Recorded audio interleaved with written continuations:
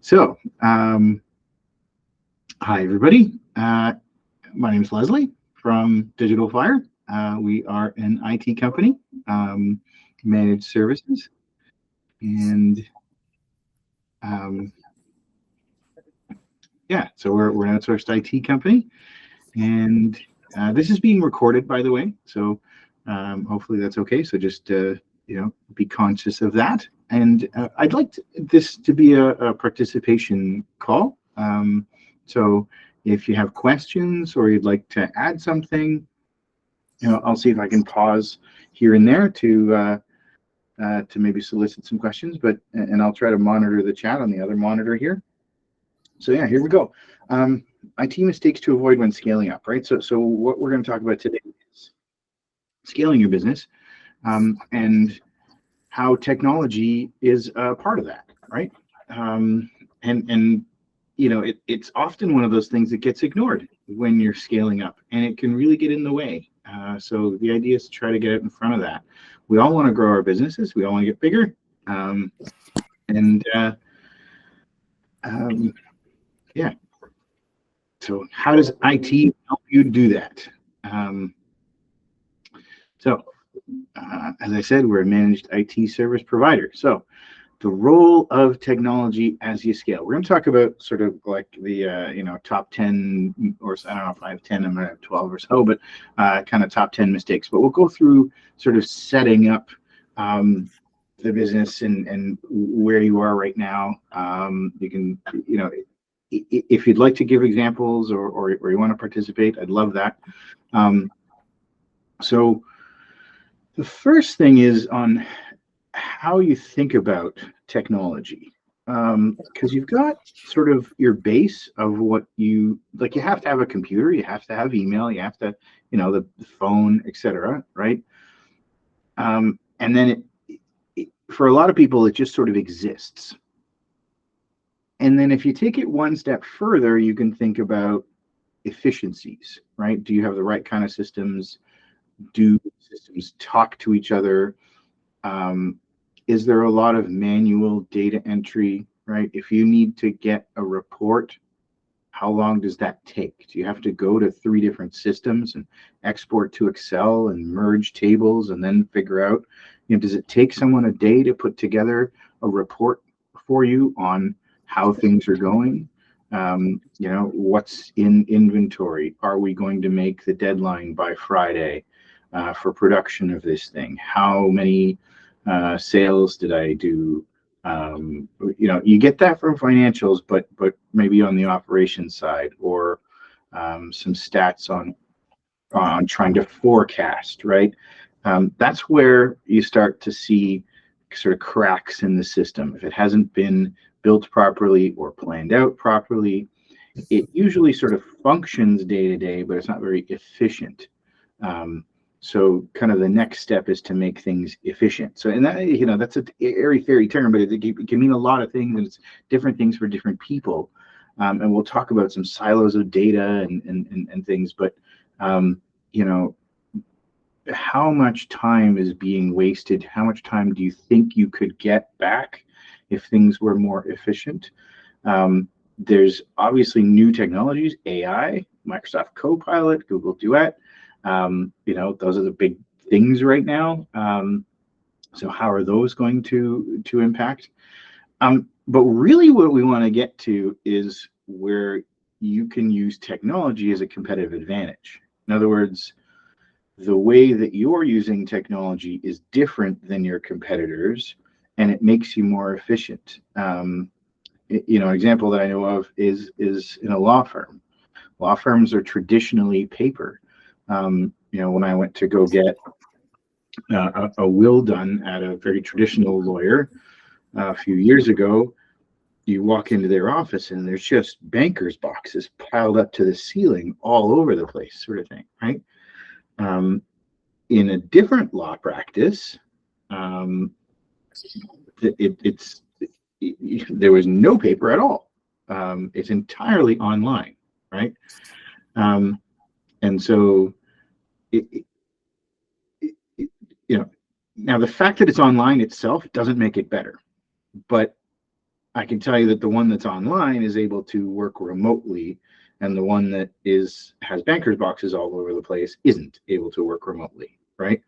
Um, and I'm not necessarily I'm not talking about our clients necessarily, because I didn't get it. The one where I got the will for it was involving my mother, etc. And so it's been there for a long time, and that's not necessarily bad, right? It's just that and they're in different areas of law as well, actually. But what I'm getting at is the one that's online is able to be more flexible, right? Can they turn that into getting more done with the same amount of resources, right? That's when it becomes a competitive advantage. That's really what we're trying to get to. Is there some software, some process, you're paperless and your competitors are using paper, right? And does that make it so that you can, do X percentage more sales, or have, be better in touch with customers, or, that's where you really want to get to with technology. That's what you want to think of, because so much of what we do with technology is just keeping the lights on, right? Like the laptop works, or it crashed, or, backing up, or security, that sort of stuff. So much of what we think about with technology is just the regular day-to-day stuff. But what we'd love to get to is that place where, sometimes we talk about custom software that could be used. And I don't want to necessarily custom software is great for everyone, because it's a difficult journey to take on. But where can you use technology in some interesting ways? We've done things with virtual reality, with augmented reality. We're doing a project right now with a customer on augmented reality in the in a medical space, which is interesting. So stuff like that, where you can really break some new ground, and it can be really different. And then there's a whole shred component there too. And I'm not a shred expert and etc., but you can get some potentially tax rebates or money back from the government on doing innovation with technology. So sometimes it's ERP systems or inventory, etc. So the default way to think of IT is the same way you buy pencils, or paper, right? How do you buy paper for your office, right? It's usually not the CEO or the owner that makes that decision, and it's just get the cheapest thing that we can. It's the most convenient, cheapest thing, right? And that is one approach to IT, just a regular vendor relationship, just like every other one, right? You're not leveraging technology if that's what you're doing. And that's actually okay, right? There's nothing necessarily bad with that. It's just, is that what you want? That's really what I'm trying to get you to consider here, is that, are you in a position, do you want to be in a position where you can leverage technology as something more than just the cheapest thing, as something that's really important to your business, that makes you more efficient, that makes you make more money, right? That makes you a better business. Technology can be that for many businesses. If you don't want it to be, that's totally fine. But make that business decision, right? Is decide for you where technology fits into the puzzle, and then you can then find the appropriate partner or a vendor. Like, is it just a vendor and I just want the cheapest possible thing? Or is it the other extreme, and there's a bunch in the middle that we'll see, that is a trusted advisor, right? That is someone that you rely on to make your key business decisions. That's going to be a real key part of how the organization succeeds. So, and again, I invite comments and suggestions and things.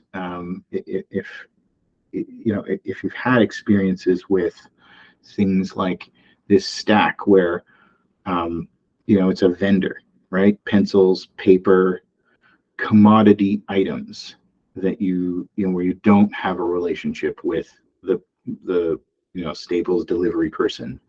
Perfectly okay, right? I mean, maybe you do, but you've sort of made that decision in your business, right? There maybe, I mean, my IT career started in a printing company. The relationship with the paper vendor in that scenario is actually super key to the success of the business, right? Yeah, where in this stack should IT be for your company? Where is, should it be, if you had someone that was at the top that's a trusted advisor, or is it, who in your company has the relationship with it? Is it management? Is it staff? Is it, right? Because the CEO is usually not the one ordering paper, but the CEO is usually the one dealing with the CFO or the CPA, right? Or maybe the CFO is dealing with the CPA, but it's at that C level. So do you have a partner that's somewhere on this stack, and where should they be, and is that aligned? And does it need some correction, right? How are you leveraging technology? How do you want to leverage technology, right? So this is about, imagine if you were taking on something big in your business. You're opening a new location. You're purchasing another company. You're merging with another company. You are, imagine your business at 10x, right? What's going to break at 10x, right? If you're going to go racing, then is your current vehicle going to cut it, or are the wheels going to fall off, right? What's going to break? So do you have the right staff, the right procedures, the right customers? And notice that we're sort of not talking, well, it's not even sort of, we're not talking about IT, right? It's the same kind of thing that you've probably thought of for other things, right? So who do you want at the table advising you when you have something big going on, when you're about to purchase another business? You're going to open a location out west. You're going to start operations in Europe. You're going to do business overseas, exporting, or you're going to open an office overseas, or you're going to start in the US, or you're going to start dealing with somewhere out east.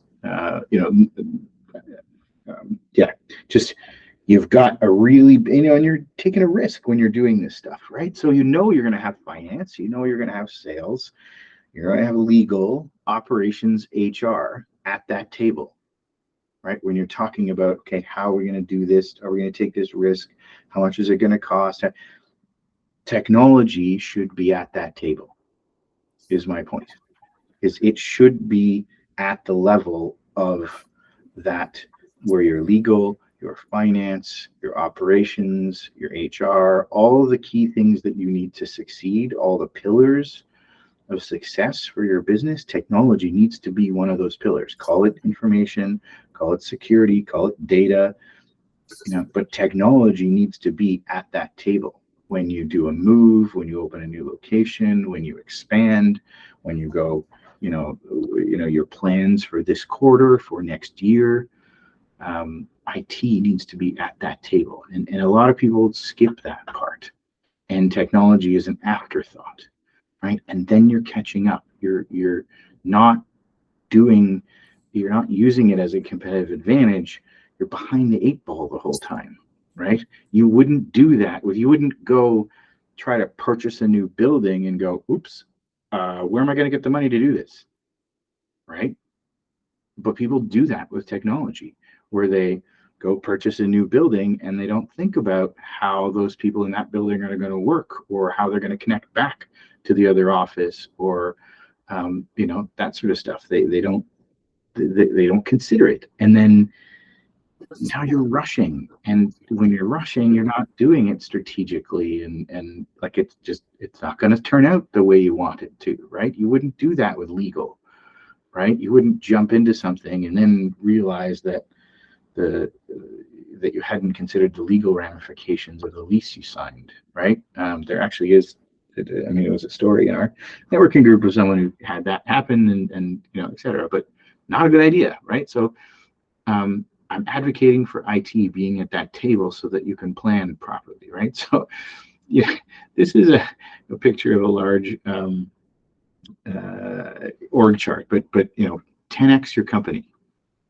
What does your org chart look like, right? Fill in the boxes. And it might, it's going to be a lot of your existing staff wearing all the hats, right? But if you 10x your business, you have 10 times the customers, 10 times the staff, the locations, the inventory, the clients, the files, patients. How would that look? How would your operations look, and what needs to happen, right? So we're into sort of regular business planning that you probably have seen, right?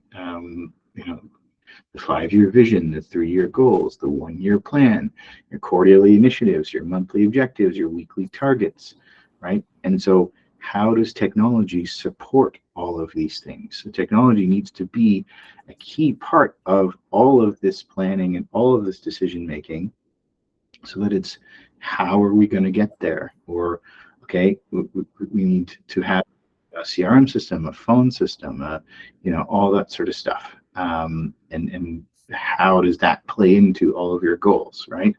So, I mean, this is stuff you've probably seen before, but make sure that you're smart, that you have SMART goals, and that you have KPIs, right? So what are you measuring? And are you weekly meetings, and daily huddles? Vern Harnish, some of you know, he wrote a book on, and it's actually more of kind of a textbook and a manual on scaling up, right? And that has nothing to do with IT, but if you look him up, it's called Scaling Up. I think I have it actually on my shelf back there, but it's like a manual. You've gotten to the point where your sort of operations are going okay, and your sales are okay, and you're, now it's all right. Let's go bigger. Let's sort of rinse and repeat and do it 10x the size, right? So again, we're not as much talking about IT, but just general business planning. And so he was Vern Harnish is a leader in this. If you haven't heard about him, or is the Rockefeller Habits, which actually just came back into print because it was unavailable for a long time. It was super hard to get, but it's available again, or at least it was when I last checked a few weeks ago. But the Rockefeller Habits was his first one on growing your business, and then Scaling Up has been and he does speaking and all sorts of stuff. He's sort of like the poster child for a business coach, but it used to be called Gazelles, and now it's called the Growth Institute. But okay, so let's get into the mistakes, right? So you've done all this business planning, you've done your KPIs and your quarterly goals and your vision and your weekly targets, and you have regular meeting rhythms, and so you have all that in place, right? And there's a whole thing about writing down your goals, etc. Right? So this is kind of the system, and there's the Vern Harnish is one, EOS, of course, Traction is another. Anybody use that one? Again, feel free to respond in the chat or all of that. Level 10 meetings, have you heard of those? Again, we're not so much talking about IT, but IT factors into all of those things, and who is your IT partner that can really be at that level with you. So mistakes. So the first one is winging it. It's just sort of like going by the seat of your pants, and you just get whatever you get, and that's it, right? And what you end up with is a mishmash. And when clients come to us, this is often where things have gone and where we start. You get to about 20 people or so, and it becomes unruly. Some people have Macs, some people have PCs, some people are on Microsoft, other people are on Google or Dropbox, or files are all over the place. They're not organized. There's no process. Do you have a situation where stuff in your business works because Steve does it and no one actually knows what Steve does, and there's no procedure and there's no documentation, but it hasn't come to bite you yet because Steve's fine and he just takes care of it, right? And that's awesome. But one day, if Steve doesn't take care of it, or Steve is away or something, then it falls apart and no one else knows how to do it. So do you have one of those in your business, right? So to have procedures and systems, and so that translates to IT, where you're not just winging it, where you can have any laptop you want as long as it's this one, right? And I don't say that to be mean and terrible. I mean, that laptop has been selected to be the best one, the best performing one, the best standardized one, the same charger as everyone else, compatible with the monitors, so you can do hotel desking at the office. So to work remotely or to come home and have everything to kind of just work, to walk into the boardroom and hook up the laptop and it works. And it instead of fiddling with 18 cables and the meeting doesn't start for the first 10 minutes because there's technology issues the whole time, right? If you're winging it, that's the stuff that happens. And as business owners, we don't even realize that stuff has happened and the cost of it. So you shouldn't be winging it. You should have a structure and a system and documentation and standards, right? So that you can have any laptop you want as long as it's this one. It flows from all of those things. Like if everyone has the same or the similar kinds of machines, then hooking it up to the boardroom makes it so that the meeting starts on time. It makes it so that you can be more productive that day, right? Because if you have 5 people in the meeting and you spend 10 minutes, messing around with technology, you just wasted 50 minutes, right? Of 5 people. So almost an hour is gone of your business productivity that day. How much did that 10 minutes just cost you for that, right? Just because of stupid things like didn't have the right connector or that sort of thing, right? So there's this hidden cost to technology, and and it'll work. You'll get there eventually, right? But it's yeah, if you don't have a system, if you don't have standards, you end up with it costing you in terms of productivity, right? So yeah, think about that. So lack of a clear IT strategy, right? So again, just taking it day by day, putting out fires. The company name is called Digital Fire because we put out fires, because you will need to do that. You definitely need to deal with IT issues that come up. The hard part is getting out of the weeds. The hard part is saying, yeah, there are issues that we're dealing with, but I need to leave the business for a little while, go do my business planning, right? In a different room, go to a hotel for 2 days, whatever it takes. But, when you do that business planning to get out of as business owners, we're often just putting out fires all day long, right? And at the end of the day, we feel productive because we've, tamed the beast for another day, right? But have you really gotten into the big picture and the future and how, you need to do both.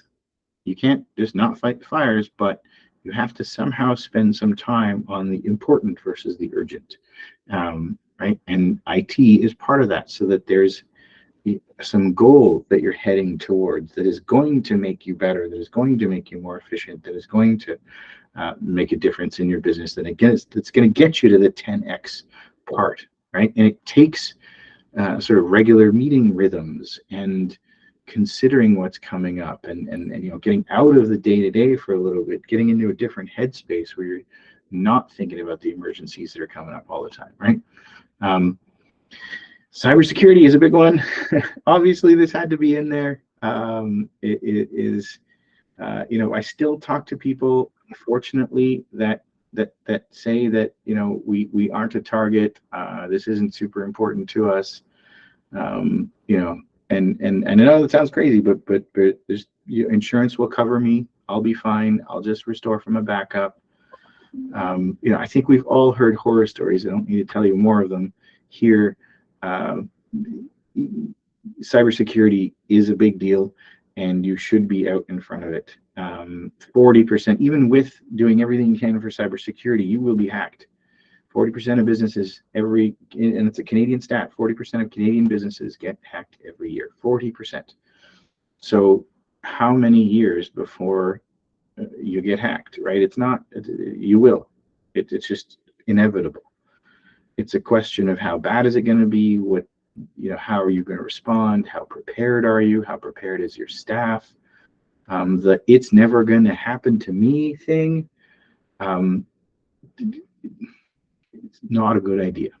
Let's leave it at that, because it will happen, right? And then again, you're behind the 8 ball because you haven't planned, you haven't thought about it. And so, overlooking cybersecurity is one of the biggest mistakes.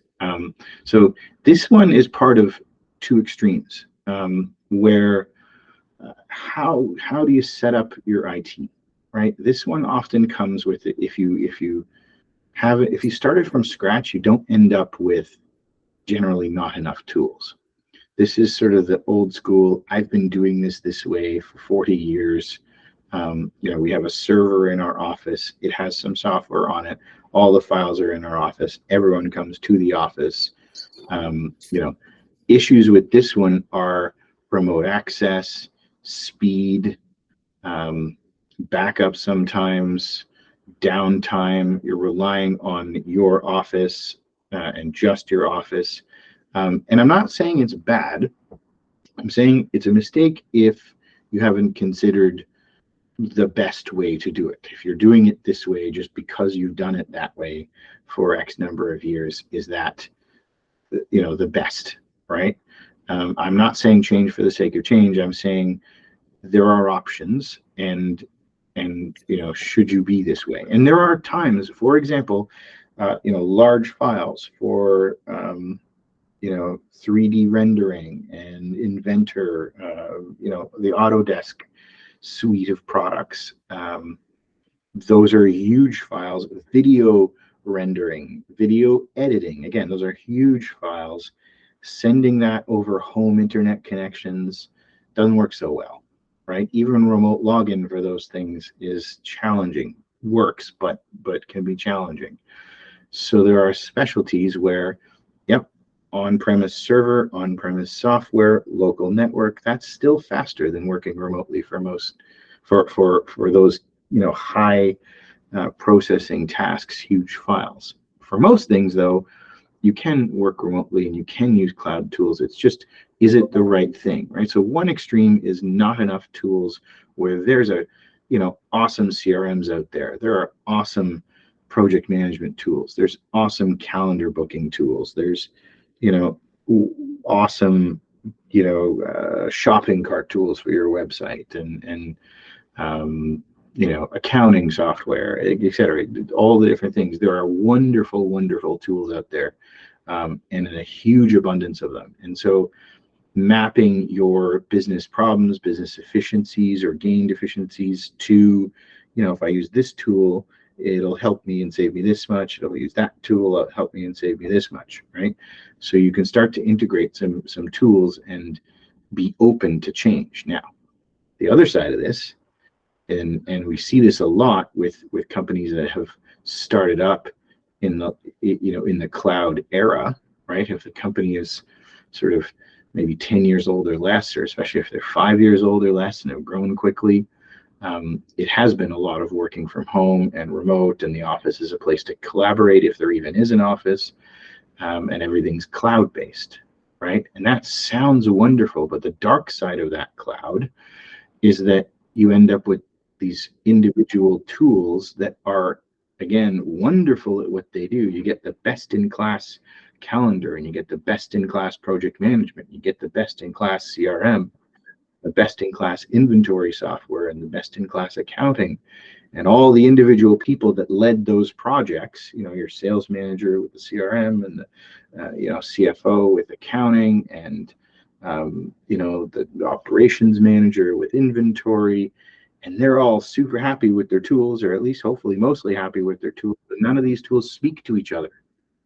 And then you get this situation where you say, I would like a report on how we're doing.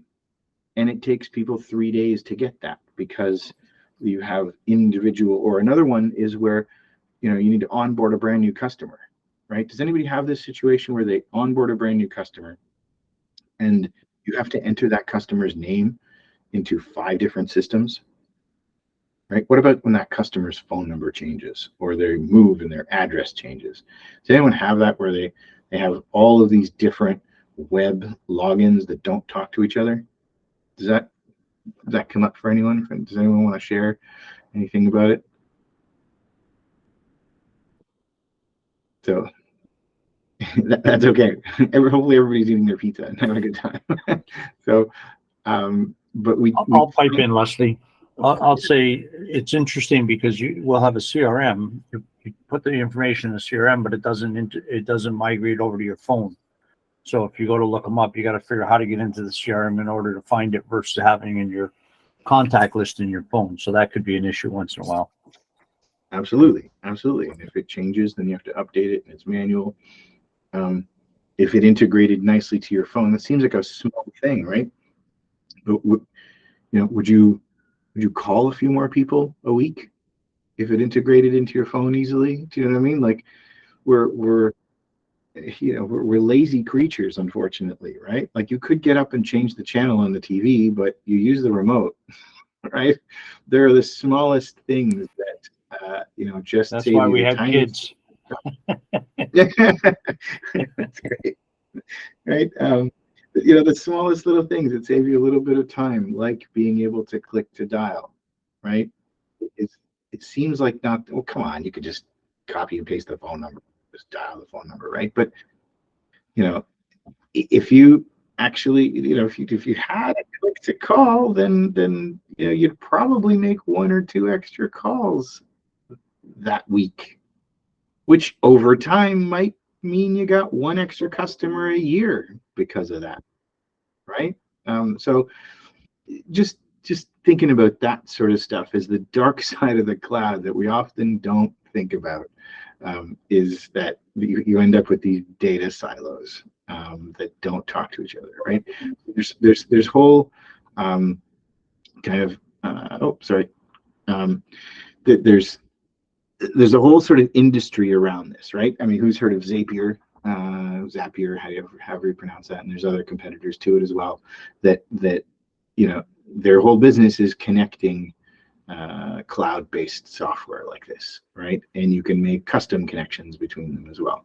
So yeah, think about that. There are likely, if you're using a bunch of cloud tools today that don't connect, there are likely efficiencies in there that you can take advantage of, right? And so I'm not saying you have to integrate every single tool you have. There's an ROI on these, right? If you have to build $20,000 of custom software to integrate 2 things that save you, 5 minutes, then maybe you don't do that, and it's okay, right? I'm saying that you're probably not the only one that has that, and there might have been an integration by someone that's already built, and you could take advantage of it. It wouldn't be that hard. And would save you some time to be able to look at it, right? And when you select tools, when you're going down the path to say, oh, I love this calendar tool, it's so great, right? I want to put in Notion, it's got AI, I'm going to take notes, and it'll be great, right? And Notion is awesome, and Calendly is awesome, and Monday.com is awesome, and right, it's like they are all really, really good. It's how does it fit to your business? And is it just sort of shiny objects that's new tools that's great, but then is going to have this other set of problems with it? Just think about it is where I'm going with that. The other part is and I'm biased. Of course I'm biased. I'm a technology guy, right? Like, but we do see people who, again, is it a vendor? Is it a commodity product? Or is it something strategic, right? Which is it for you, and spend accordingly. So that if, and I'm not saying just write a blank check, you have to be really smart about this.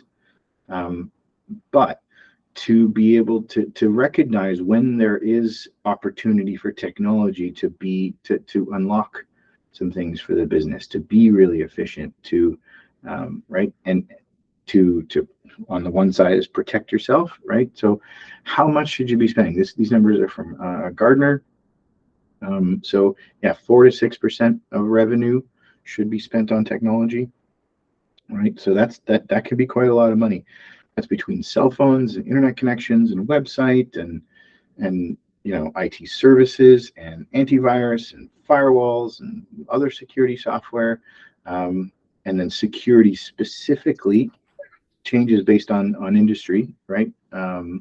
If you're dealing with finance or a lot of personal information, health information, then you probably want to spend more on security.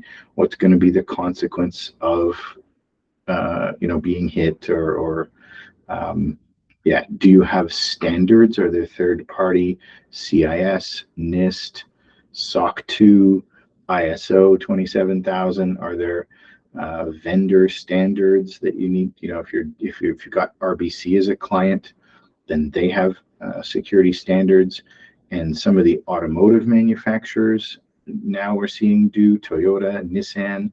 So some of our customers who work for who do things for Toyota and Nissan, for example, need to be have certain security standards. So yeah, spending the appropriate amount of money. I'm not saying a blank check. I'm saying careful about it. But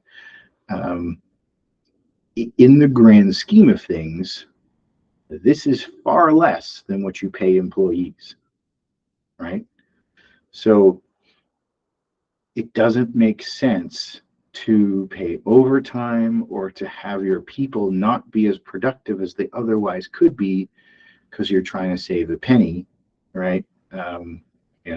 What is that saying? Penny wise, pound foolish, right? Is the biggest expense you have is your people and the payroll or contractors. So make sure that those people are working as efficiently as possible. If technology is getting in the way, start there, right? It should never be getting in the way, but it often does for so many people, right? I mean, the reason I got into technology is because it can unlock so much. It has so much potential to do good for the world, to to have fun with it, to just do all these new and innovative things. But the reality is that it's hard to get to that. Most people struggle with technology. Most people struggle with support, with the stuff. Just it was supposed to work, but it's never worked properly. It kind of 80% works or 90% works, but I still have frustrations with it, right? So there's a big part of proactive service that comes in there, where the support is that, yeah, it was broken, we fixed it, but it's is it really running the way it should be running or the way it could be running, right? So making sure, anyways, back to the topic here is just spending the appropriate amount on technology, because it's easy to think about cutting this, right? And you can. Back to that slide where I had the vendor and the trusted advisor. Where do you sit on that scale and spend appropriately according to that so that it aligns with your business goals? And if that means vendor, because that's what you need, that's fine, do that. But make a business decision on how much you're going to spend and how you value it and how it fits in, right? And then go and spend accordingly. That's how you get success with it. So you've got to be innovating. You have to be doing something new. If technology is always moving forward, you cannot sit back and say it's good enough, right? Never is that the case. There always has to be a better way. There always has to be new stuff. Do you have to be on the bleeding edge? No, you don't have to be on the bleeding edge. Just don't be the weak, the weak animals at the back of the herd that get eaten, right? So what is coming up in your industry, right? AI is probably the biggest revolution we're going to see in our lifetime. It really does have the potential to change everything. That includes potentially robots as well and AI, and we could, go nuts about what the future is going to hold for that. But there's no question that there's a disruption coming. What did Uber do to taxis? Right? Are taxis completely dead? No, but they're certainly changed. So, one of the biggest sort of low-hanging fruit is legal. I saw an article last week, I think, where it was the first time that AI had negotiated a contract as a financial contract between two firms, and each of them had an AI, and the two AIs spoke to each other, negotiated the contract, and then sent it for approval to humans. Whereas this would be lawyers going back and forth, spending lots of time. And was it done well? Well, it's going to be approved by humans and they'll look over it and that sort of thing. But certainly it would have saved a lot of time. But those humans had to look over it, and there's no mention of, I assume it was done all right, at least. But it took it at least on the fairway or to a point where it did save time for humans. But yeah, because think of situations where you have documents that go back and forth, right? Version control, that sort of thing. Like hopefully you're using Google Docs or Word Online or Excel Online so that you can use, but I mean, I had a situation this week where 3 people from 3 different companies were collaborating on something, and the natural tendency still was to send a Word doc as an attachment back and forth between 3 people. Complete waste of time, right? It was, so, I mean, pretty quickly we moved to, and everyone agreed, it wasn't just me, but we moved to an online doc that everyone could edit and put their stuff in, right? Instead of sending versions back and forth. But the first couple of emails were versions back and forth in Word before we went, that just is a waste of time.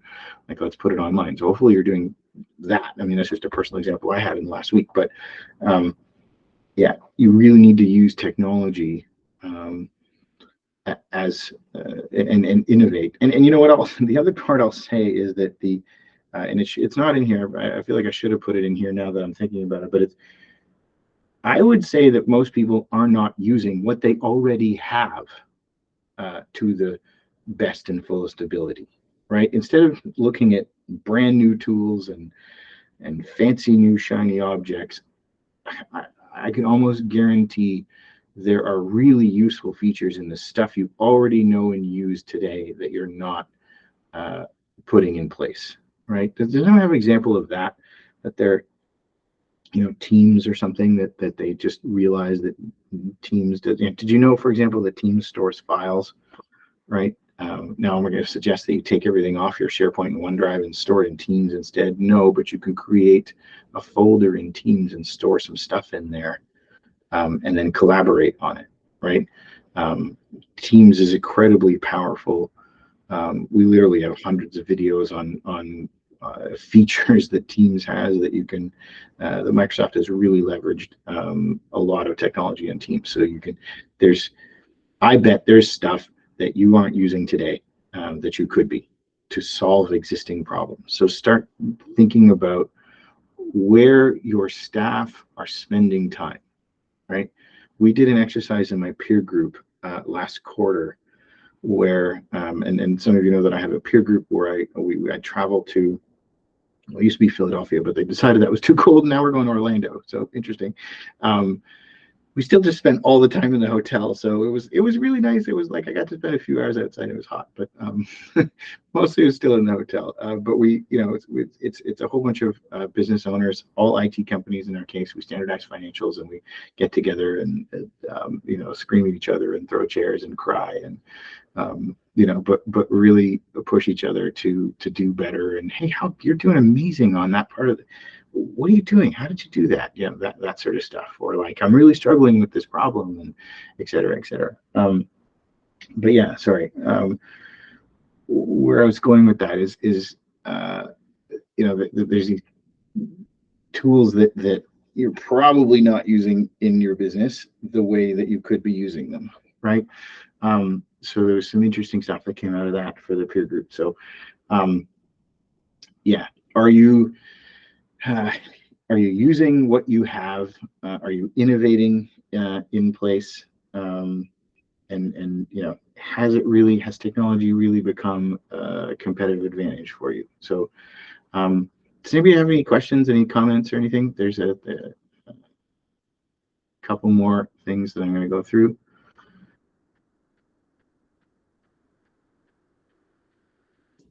Um, yeah, so think about, as you scale up, when you go 10x, that race car, right, is one thing I'd highlight here is resistance to change, right? Is when you're bringing in some new stuff or you're integrating some new stuff. Um, we took some seminars from Google because we're a Google partner as well as a Microsoft partner on buy-in and how you get people to, right. So if you get an email from your your boss that is using the new tool, that is encouraging the new tool, and you see that they're doing it right, if it's a do as I say, not as I do type of scenario, you're going to have a lot of resistance and it's going to be difficult, right? Because when you're going to go 10x, you're going to have things that need to change. Sometimes it's people too, difficult to talk about, but sometimes the people that got you here won't get you there. Or other times you can coach and you can help people along. So I highlight the resistance to change piece because that's something that that should be managed around technology, right? So we often talk about integrating. So, okay, we're going to add Teams, or we're going to add, Google Chat, or we're going to switch to Google Drive, or et cetera. But the human side of that is, what does that mean for people? How are they going to operate? And it has to be really easy for people to do. You have to, like a password manager is a good example of this. Where are you saving your passwords today? All of your staff are saving passwords right now. Where are they saving them to? Usually that just sort of happens. They're saving it to the browser, or sometimes we've run scans now on our customers' computers, and we are finding still that it's a small but unfortunately not zero. Like I think we had 100 hits or 70 hits or something. 70 is the number, if I remember correctly, of people that are storing passwords in Excel on their desktop or in OneDrive, and it's called passwords.xlsx. Is like there's plain text passwords there, right? So if a hacker got into that, then there's plain text passwords there. So that's a shadow IT is what they call it, is, and I'm still talking about resistance to change, but when you put in a new product, you have to think about the human side of that. Is if it's difficult for people to use, they won't use it, they won't change to it, and they'll find their own solution around it, right? Which might be using a personal Gmail address, or might be using Dropbox to send files, or whatever it is, right? Because that's easier for them to do. So that the human side of things is really important to consider. Obviously, budgets, cyber risks, data privacy. We could have a whole webinar on data privacy, and PIPEDA, and if you do anything in the US for HIPAA, and So we were talking to a client yesterday about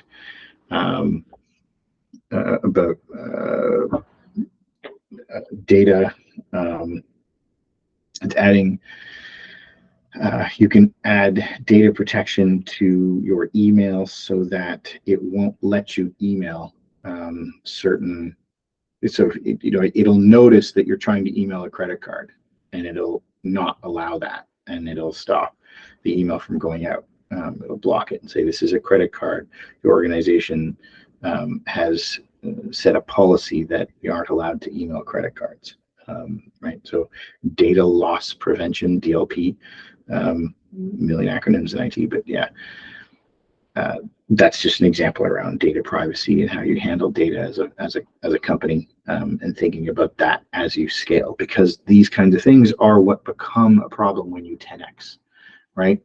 Are you emailing documents, sensitive documents? Lots of people are dealing with passports or driver's licenses, that sort of stuff. Are you emailing those back and forth?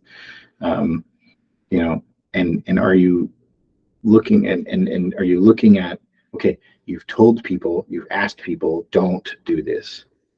Is there any kind of check whether they are or not? Like, are they actually abiding by those rules that you've set, right? And that's part of the security standards, the CIS and NIST standards. There's 3 levels to each of those questions, right? Do we have, are we emailing sensitive information? Is, say, one of the questions. Level 2 of that question is, do we have something in place that automates whether you can or can't? So it's enforced, right? So you're not allowed to email a driver's license because it's enforced. It will catch it. The third one is, are you doing an audit? Are you looking through any logs to see if that kind of stuff has happened, right? That kind of the 3 levels to that is, are you doing an audit once a year on, same thing for anything around security, 2-factor authentication, or do you have a policy for bring your own device, that kind of thing. There's those 3 levels where it's like, is it on? Is it automatically on? Is it audited? And then choosing technology wisely, right? Is when you bring on the shiny new tools, how is it going to work? What's the human side of it? How is it going to integrate? Testing it for a little while before you bring it on. Being really sure and careful about it, right?